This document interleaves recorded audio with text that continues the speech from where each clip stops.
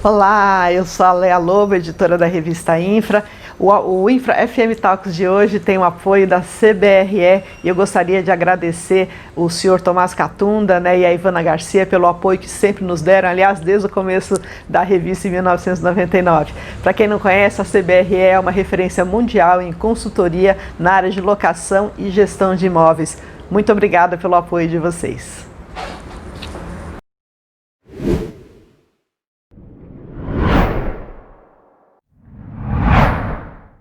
Bem-vindos ao Infra FM Talks. Hoje nós temos um convidado bastante especial, na verdade é um executivo que eu admiro já de longa data. Eu sempre tenho uma seleção de pessoas que eu admiro e entre os meus 10 tops, o Sérgio Farias é um deles.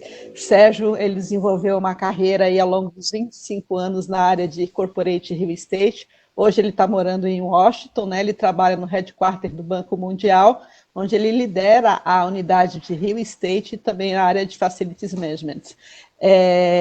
Na verdade, a gestão do Sérgio inclui aí a gestão de escritórios internacionais localizados em mais de 150 escritórios em todo o mundo. Então, hoje, muito prazer em tê-lo aqui, Sérgio. Seja muito bem-vindo ao Infra FM Talks. Bom dia, Leia. Muito obrigado pelo convite. É um prazer e uma honra conversar com você. Muito bem. Sérgio, eu queria que você falasse para a gente um pouquinho sobre a sua trajetória profissional até você chegar aí no Banco Mundial. Então, Leia, certamente na época eu não sabia disso, mas eu realmente acho que eu comecei a trabalhar em corporate real estate na primeira hora, no primeiro dia do meu primeiro emprego. O meu primeiro emprego foi como estagiário no escritório de arquitetura que desenvolvia projetos para a IBM. E o meu primeiro trabalho, ninguém deve me lembrar como é que faz isso, mas foi cobrir com o nanquim um desenho de um layout de escritório. Anos depois eu tive a oportunidade de trabalhar como estagiário da IBM, depois eu me formei, voltei a trabalhar como arquiteto naquele escritório onde eu tinha começado, depois eu tive meu próprio escritório de arquitetura aí por uns 3 anos, e aí em 1989 eu fui trabalhar na IBM e fiquei lá por 18 anos. Na IBM, eu passei a fazer parte de um grupo de arquitetos e engenheiros que, nas décadas de 70 e 80, tinha construído vários prédios em várias capitais brasileiras. E naquela ocasião, que eu comecei a trabalhar, a IBM estava com muita dificuldade de operar no Brasil e tinha que diminuir de tamanho. O departamento lá que eu trabalhava quase acabou. Eu acabei vendendo um monte dos prédios que os meus antecessores tinham construído, essa foi uma das coisas que eu tive vontade de fazer, e metade do tempo que eu passei na IBM foi reduzindo o portfólio imobiliário para ajustar aquela operação que estava diminuindo. A segunda metade foi completamente contrário. A empresa começou a crescer muitos serviços, o câmbio, a taxa de câmbio estava muito desvalorizada, fazia sentido trazer operações de back-office para o Brasil, e em pouco tempo a gente ocupou todos os espaços vagos que a gente tinha e a gente começou a precisar de mais espaço, só que a gente não tinha mais prédios próprios. Aí o desafio era continuar crescendo, mas com custos menores do que os custos que a gente tinha em outros países, e então um desafio bem diferente do início. Meu trabalho na IBM era muito bacana, mas eu queria atuar em corporate real estate de uma maneira mais abrangente. E naquela época, meu sonho era trabalhar no âmbito da América Latina. Eu não tive essa oportunidade naquele momento, mas surgiu uma oferta absolutamente fascinante na JLL, que era implantar a terceirização das atividades imobiliárias do HSBC, incluindo transações, projetos e facilities também. Na época a gente montou um escritório em Curitiba, que chegou a ter mais de 100 profissionais, todos trabalhando em gerenciamento e projetos.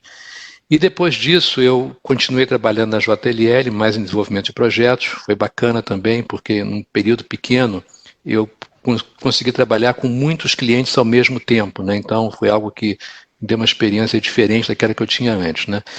E aí foi quando eu fui para a HP, e aí eu fui gerenciar corporate real estate na América Latina e no Canadá. Aquilo que eu não tinha conseguido na IBM, eu consegui na HP.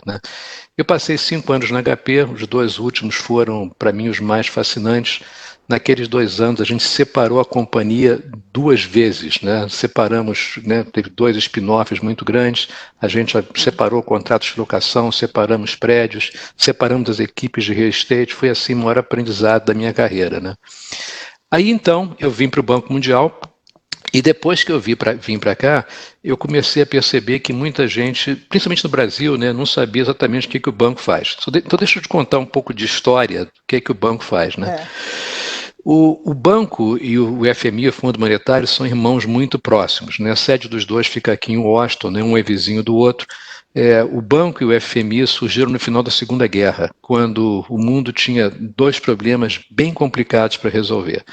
O primeiro problema é que o sistema financeiro internacional estava completamente abalado, o câmbio era uma confusão. E o segundo problema é que uma boa parte do mundo, principalmente na Europa, estava completamente arrasada, né? Os economistas das Nações Aliadas começaram a conversar, discutir mecanismos para como estabelecer uma nova ordem econômica. E aí, né, representantes de vários países se reuniram numa cidadezinha aqui no estado de New Hampshire, né, numa cidadezinha que é um resort de verão chamada Bretton Woods. E lá em Bretton Woods passaram 3 semanas discutindo e assinaram o acordo que basicamente deu origem à nova ordem econômica mundial e que criou o FMI e o Banco Mundial, né? O FMI foi criado para colocar ordem, né, no sistema monetário internacional, mais ou menos como se fosse um banco central do mundo, e o Banco Mundial foi criado inicialmente com a missão de reconstruir as economias que foram destruídas pela guerra, né? Mais ou menos como se fosse um BNDES do mundo, né? Com a missão, com o tempo, né, a missão do banco evoluiu e o banco hoje tem 2 objetivos, duas metas, né? A primeira é erradicar a pobreza absoluta e a segunda é promover o compartilhamento de prosperidade, né? E como é que a gente faz isso, né? Basicamente financiando projetos de investimento, né, para os países membros através de empréstimos e também de doações, né? E essa, é claro, é uma missão muitíssimo diferente daquilo que eu tinha feito até hoje, né? Mas mesmo assim, a gestão do portfólio imobiliário funciona mais ou menos do mesmo jeito, né? E a minha trajetória, ela tem sido mais ou menos a mesma até hoje, né? Que é a de suportar as organizações naquelas soluções de real estate, né? Embora o escopo e a abrangência tenham mudado, eu acho que eu sempre fiz mais ou menos a mesma coisa, né? Muito bem, Sérgio. Antes da gente de entrar, inclusive, aí um pouco mais em detalhe no Banco Mundial, eu queria saber a sua vida aí, né, como estrangeiro, né? Como que é o mundo das organizações internacionais para estrangeiros? Então, a coisa que eu acho assim mais fascinante de trabalhar, né, numa organização internacional é a diversidade cultural, né? Assim, sem brincadeira, se eu fosse rico, eu acho que eu trabalharia de graça só por causa disso, porque eu acho isso muito bacana, né? A minha equipe, ela tem 26 pessoas, e essas 26 pessoas têm 20 nacionalidades diferentes, né? Dessas 26, 9 estão aqui em Washington e nenhum deles é americano, né? É bem verdade que a minha equipe tem uma concentração de estrangeiros que é um pouco acima da média, mas isso não é incomum aqui no banco e nem em outras organizações internacionais. É algo que elas prezam bastante, né? E outra coisa interessante é que eu não sabia que existiam tantas oportunidades de carreira nessas organizações e, inclusive, para profissionais de facilities, né? A gente tem aquelas que a gente chama das IFIs, que são as International Financial Institutions, como o banco e o FMI globalmente, mas também existem um monte de bancos de desenvolvimento regional. A gente conhece o BID, né, no âmbito das Américas, mas você tem o ADB na Ásia, você tem o AFDB na África, tem um monte desses bancos. Tem até os BRICS, tem o New Development Bank, com sede em Xangai, né, do qual o Brasil também faz parte, né? E fora as IFIs, tem as Nações Unidas com todas as agências dela, né? Com a Unicef, com a Unesco, com o UNDP, com o MS, vai por aí afora, né? Cada uma dessas organizações tem aí suas sedes, as suas sedes têm entre centenas e milhares de funcionários, né? Mas elas também têm muitos escritórios nos vários lugares do mundo em que elas atuam. E tem várias características interessantes das organizações internacionais de trabalhar nelas, né? Uma delas é que elas desfrutam de privilégios e imunidades que são muito parecidas com as imunidades diplomáticas, né? E isso quer dizer, por exemplo, que elas não são subordinadas à legislação trabalhista dos países. Em princípio, isso pode parecer um problema, mas na realidade é alguma coisa muito vantajosa para poder atrair talentos em qualquer lugar do mundo sem ter restrições de legislação. Aqui no banco, por exemplo, a gente pode contratar pessoas de qualquer país para trabalhar em qualquer outro país, e isso acontece na prática, né? E ter essa diversidade de nacionalidades é algo que é muito importante para a gente e para a maior parte das organizações internacionais. Tem outra coisa interessante também, normalmente os funcionários são isentos de impostos, né? A gente não paga impostos porque não faz sentido, já que os sócios delas são os países, não faz sentido os próprios países cobrarem impostos de si mesmos, né? E eu acho que as organizações internacionais são oportunidades de carreira que a gente presta pouca atenção no Brasil. Para quem tem interesse em desenvolver uma carreira internacional, eu acho que essa pode ser uma oportunidade super interessante, né? E uma dica assim, que eu dou para quem tem vontade de olhar, isso tem um site que se chama unjobs.org e que tem muitas oportunidades de trabalho nessas organizações. E eu também, quando tem alguma oportunidade que surge aqui na minha equipe, eu geralmente compartilho no LinkedIn.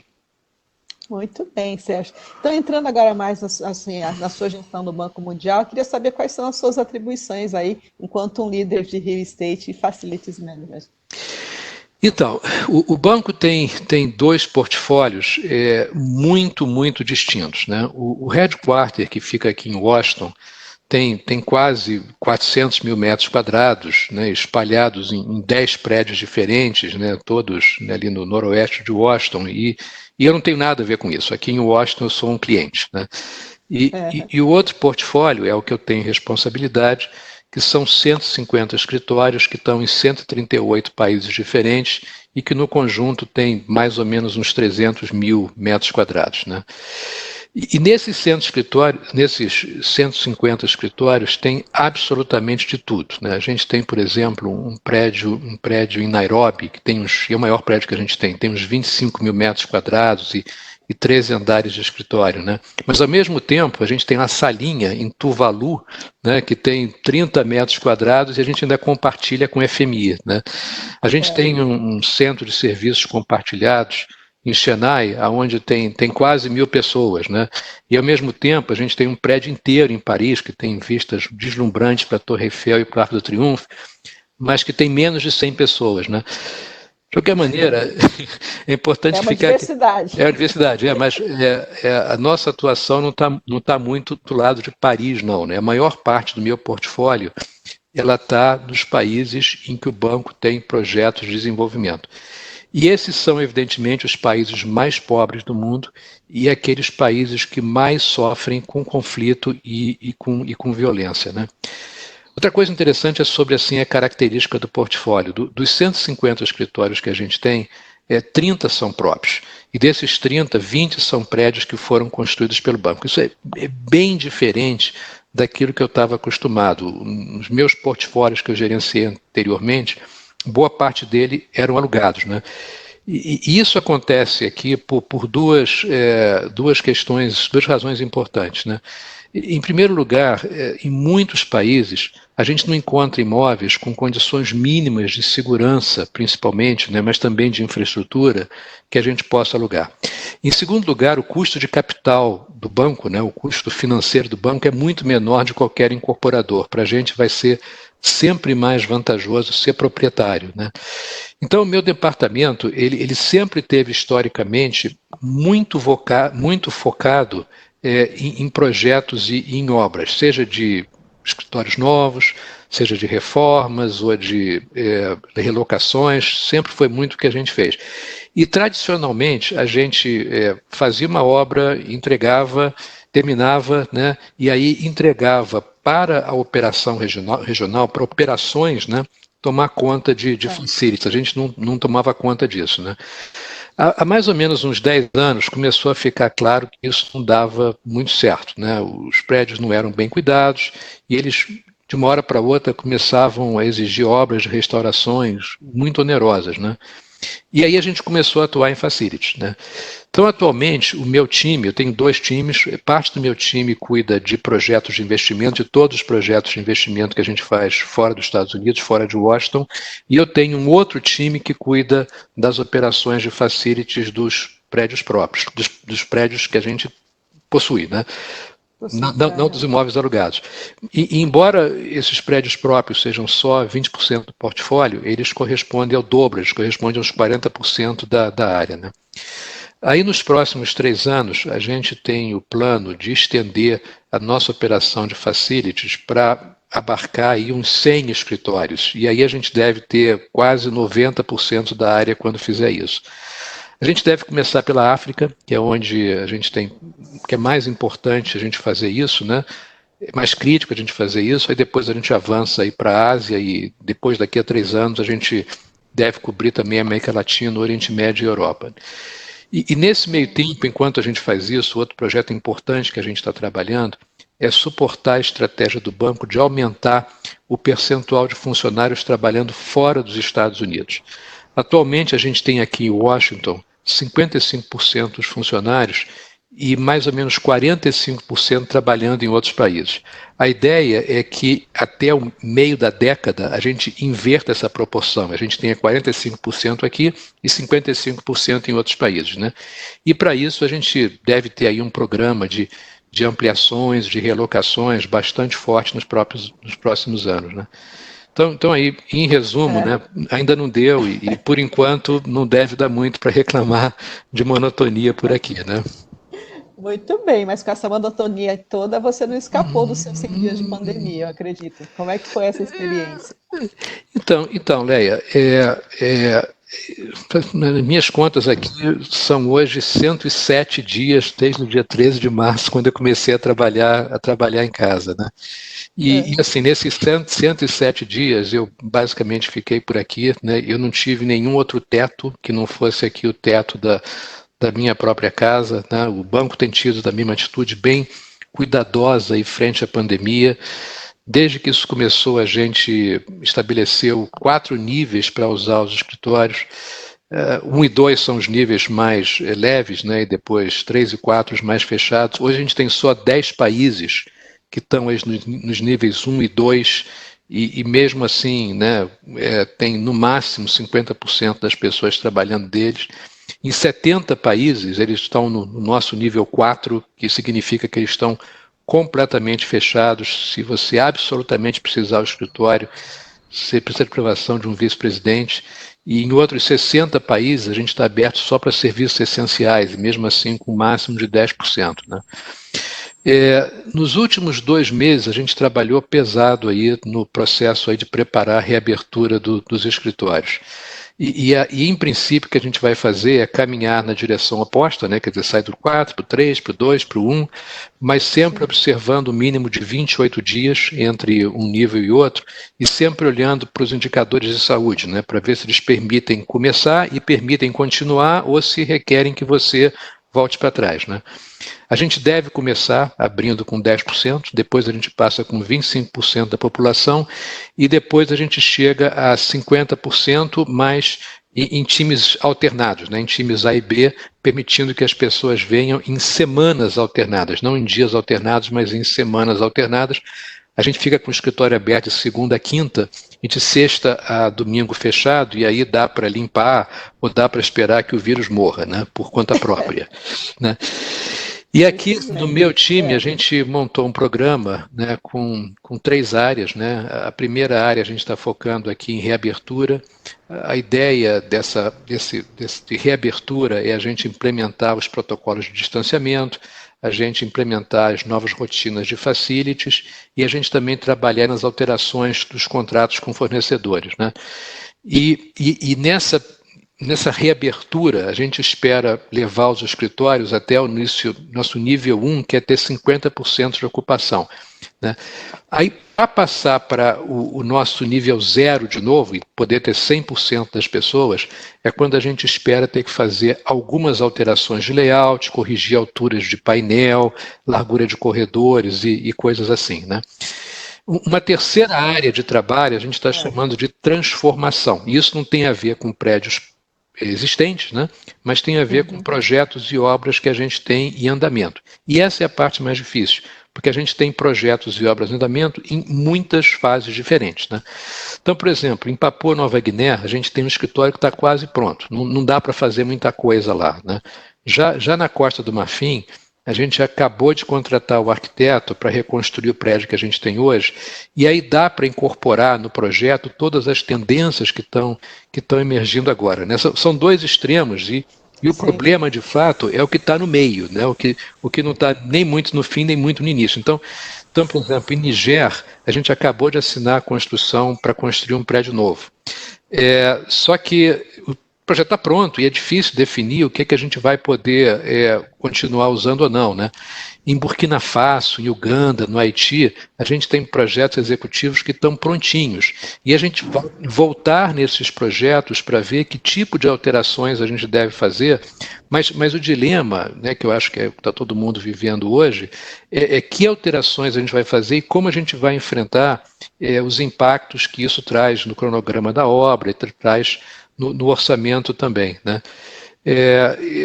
O problema, pessoalmente, né, do ponto de vista da pandemia, eu não espero, né, eu pessoalmente não espero voltar a trabalhar no escritório esse ano, né? Eu acho que eu devo voltar a ficar esse ano todo por aqui em casa, né? E acho que não vale a pena a gente se arriscar sem ter motivo. E eu também acho que a gente deve tentar liberar, né, a infraestrutura da cidade, transporte público para quem não pode fazer isso, né? Mas tem sido uma atividade bem bacana, né? Muito interessante. E assim, normalmente, né, mesmo vocês aí com o plano de ficar em casa aí os próximos meses, as instituições financeiras, elas são um pouco mais tradicionais, né? Principalmente com questão de home office. Queria saber como é que vocês estão tratando esse tema quando vocês retornarem, na verdade. Então, o banco é muito, muito tradicional, né? O meu escritório hoje é certamente mais tradicional do que aquele primeiro escritório que eu trabalhei há 30 anos atrás na IBM, né? Para você ter uma ideia, aqui em Washington, tipo assim, 85% dos funcionários são elegíveis a uma sala fechada, né, com pequenas, mas com parede e porta, né? E além disso, do ponto de vista de home office, isso não é comum. Na maior parte das vezes, quando as pessoas não estão viajando, quando elas estão por aqui, elas trabalham no escritório. Isso não só faz parte da cultura, mas também tem algumas razões práticas para isso, né? No caso aqui de Washington, os funcionários estrangeiros, como é meu caso, eles têm uma restrição do tipo de visto que a gente tem, imposta pelo Departamento de Estado, né, que nós só podemos trabalhar em casa uma vez por semana, exceto numa situação como a gente está vivendo agora, né? Já nos escritórios fora do Brasil, muitas pessoas não trabalham em casa por causa das restrições de telecomunicações e de energia, né? Isso sempre foi um problema, mas agora, durante a pandemia, isso ficou absolutamente evidente.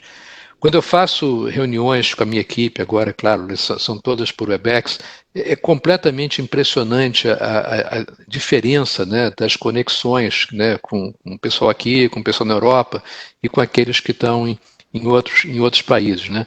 Energia também é um problema gravíssimo, né? Tem muitos países que a gente está, inclusive, subsidiando as pessoas para adquirirem um gerador para trabalhar em casa, né? E aí vem a pergunta, quer dizer, com a pandemia isso vai mudar, esses hábitos devem mudar, né? Bom, a gente fez lá nossas pesquisas, como todo mundo fez, né? E as pesquisas basicamente dizem que todo mundo espera, que todo mundo gostaria de trabalhar mais em casa, se tivesse oportunidade, né? Que gostaria de ver o home office como uma opção de flexibilidade, que isso é importante para atrair e reter talento e por aí vai, né? Agora, para mim o que realmente importa não são as pesquisas. Para mim o que eu acho que é importante as empresas focarem é como é que isso está de fato impactando o negócio delas, né? E no caso do banco o impacto está sendo positivo. O banco hoje, além da atividade normal dele, ele está tendo que lidar com uma demanda adicional para suportar os países, né, a enfrentar os efeitos da pandemia, principalmente os países mais pobres, né? E esses projetos eles estão sendo desenvolvidos e estão sendo aprovados com uma velocidade impressionante, quer dizer, isso tudo está funcionando muito bem. Além disso, uma outra coisa que a gente faz, que o pessoal de operações faz com muita frequência, é interagir com autoridades de governo. E isso sempre foi muito protocolar, e de uma hora para outra ficou mais fácil, porque os ministros da economia estão também trabalhando em casa, e ficou mais fácil conversar com eles, né? Então, embora ainda seja cedo para fazer uma previsão definitiva disso, eu acho que a pandemia vai influenciar o nosso modelo de operação, nosso modelo de workplace, e eu acho que a gente deve provavelmente passar para um modelo onde tem uma participação maior de trabalho em casa, né? Muito bem. Serginho, agora terminando aqui a nossa entrevista, é muito bom ouvir você. Eu queria ouvir qual que é a sua mensagem para os internautas da Infra, que são Facilis, que são empresas de multisserviços, tem também o pessoal de Corporate Real Estate, que eu acredito que toda essa vivência que você tem de 25 anos aí acumulados, né, te trazem insights, né, não só no mercado mundial, mas até no mercado brasileiro, por você ser um brasileiro e ter vivido muito tempo aqui, e que possa dar uma orientação ou uma luz no final do túnel aí para os nossos colegas do setor. Então, Leia, assim, como profissional de real estate, né, e assim alguém que está tendo o privilégio de ficar em casa esses dias e não está exposto a esse negócio, eu acho que todos nós temos que prestar uma homenagem sincera, né, para todo mundo que está na linha de frente, que em nosso caso são os profissionais de facility, são as pessoas que estão enfrentando isso, né. Eu acho bacana que o trabalho desses profissionais nunca foi tão valorizado como agora. De uma hora para outra, todo mundo quer saber o que a gente faz. Antes, a expectativa é que a gente trabalhasse, ninguém visse o que a gente faz, né? Agora, né, as pessoas querem que a limpeza fique evidente, né? Que todo mundo veja que o filtro de ar-condicionado está sendo trocado. Então, eu acho isso uma coisa muito bacana, né? Mas eu também assim, dizem que quem faz previsão, né, do que vai acontecer é político ou louco. E eu não sou político, né? Mas mesmo assim eu me arrisco, né? Eu acho que tem dois fatores influenciando o que vai acontecer em real estate que são muito importantes, né? O primeiro fator é que a recessão é completamente inevitável, né? A gente vai entrar num cenário de recessão e eu consigo ver assim aquelas pessoas que têm contratos de locação que estão vencendo nos próximos 12 meses, eles vão pensar 1000 vezes antes de assinar uma renovação e vão ver se tem uma chance de dar mais extensão ao home office, se dá para, né, consolidar alguma operação e tudo mais, né? Então eu acho que a vacância vai acabar aumentando, né? E ao mesmo tempo, um segundo fator é que vai ter uma demanda muito forte para aumentar as condições de saúde, de bem-estar dentro das edificações, né? Eu sei que tem o povo que fica contando com a vacina e que fala do dia que a vacina chegar e que quando a vacina chegar tudo vai voltar ao normal. Eu acho que não é assim, né? Se você pensar bem, faz quase 20 anos que ninguém derruba um arranha-céu usando um avião, como aconteceu em 11 de setembro. Embora ninguém derrube nenhum prédio há 20 anos, ninguém até hoje ousou remover as inspeções de segurança dentro dos aeroportos. Essas inspeções são muito chatas, elas custam muito dinheiro, mas elas têm um propósito. Elas servem como um seguro para evitar que não aconteça outro 11 de setembro. E eu acho que a pandemia vai ser igual. Eu acho que ninguém vai querer apostar que não vai ter uma Covid-21, que não vai ter uma Covid-23, né? Eu acho que isso não vai acontecer. E eu acho que essas duas tendências que eu falei, elas vão se encontrar, né? Elas vão se encontrar em determinado momento, né? E aí eu acho que a vacância vai aumentar, os locadores que costumam ficar em pânico quando veem o preço dos aluguéis reduzindo, vão começar a oferecer allowances, né, super generosos para que os inquilinos possam fazer, né, tenant improvements, né? Os ocupantes vão ver essa necessidade de reduzir aluguel, vão querer aumentar home office, né? E aí eu vejo um movimento de flight to quality que vai acabar sendo financiado pelos proprietários, de muita gente saindo das suas instalações atuais, mudando para instalações menores, mas com condições melhores de saúde e de bem-estar. E eu acho que nesse ponto a gente, né, profissionais de corporate real estate, de facilities, a gente tem um papel enorme pela frente, né? Não importa muito se a demanda de metros quadrados vai aumentar, se vai diminuir, o que vai acontecer, se tem escritório no futuro, se não tem. Para mim isso não importa. O que importa é que o cenário pela frente é um cenário de muitas mudanças, né? E para a gente, mudança significa trabalho e significa, né, a gente poder agregar valor para os nossos clientes, que é o que eu sempre tive interesse de fazer, né? Muito bem, Sérgio. Nossa, adorei aqui ter a sua participação. Em nome da revista Infra, a gente quer agradecer a sua disponibilidade em compartilhar aí a sua experiência, esse momento com a gente. E é isso, fica aqui a nossa gratidão. Foi muito bom ter você aqui por hoje. Muito obrigado, Lê, agradeço muito. Tá bom, fica com Deus e um abraço na sua família também. Fica bem. Obrigado. Tchau, tchau.